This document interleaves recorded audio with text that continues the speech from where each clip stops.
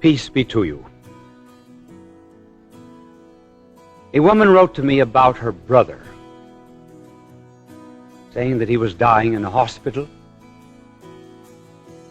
and that he had been away from the sacraments for about 30 years.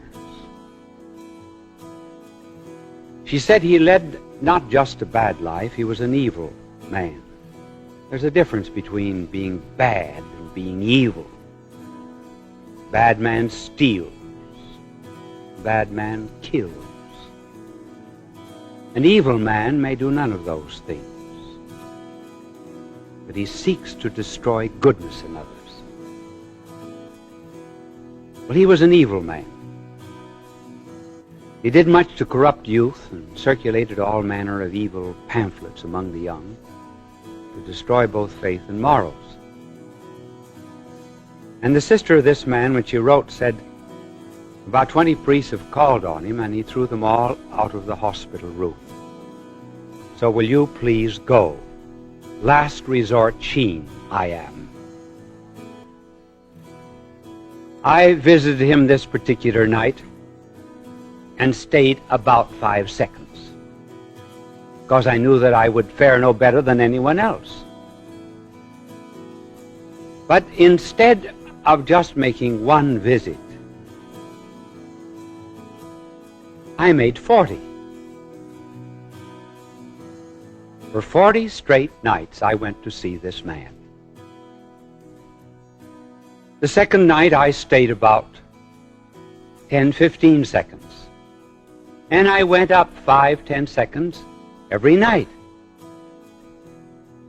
And at the end of the month I was spending 10 or 15 minutes with him.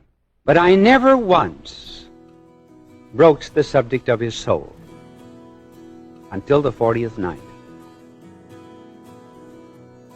The 40th night, I brought with me the Blessed Sacrament and the holy oils, and I said to him, William, you are going to die tonight. He said, I know it. He was dying of cancer, but cancer of the face. One of the most loathsome sights you ever saw.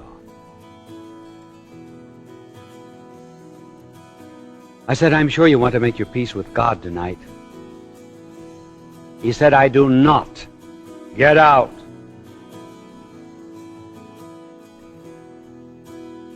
I said, I'm not alone. Who's with you?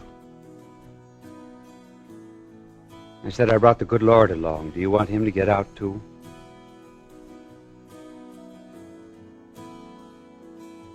He said nothing. So I knelt down alongside of his bed for about 15 minutes because I had the Blessed Sacrament with me. And I promised the good Lord that if this man would show some sign of repentance before he died, that I would build a chapel in the southern part of the United States for the poor people, a chapel costing $3,500. Not much of a chapel? No, but an awful lot of money for me. So after the prayer, I again said, William, I'm sure you want to make your peace with God before you die. He said, I do not. Get out. And he started screaming for the nurse. So in order to stop him, I ran to the door as if I were going to leave. Then I quickly came back.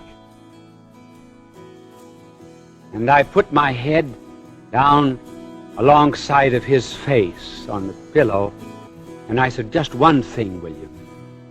Promise me, before you die tonight, you will say, my Jesus, mercy. He said, I will not. Get out. I had to leave. I told the nurse that if he wanted me during the night, that I would come back. About 4 o'clock in the morning, the nurse called. And she said he just died. And I said, how did he die? Well, she said, about a minute after you left, he began saying, "My Jesus, mercy." And he never stopped saying it until he died.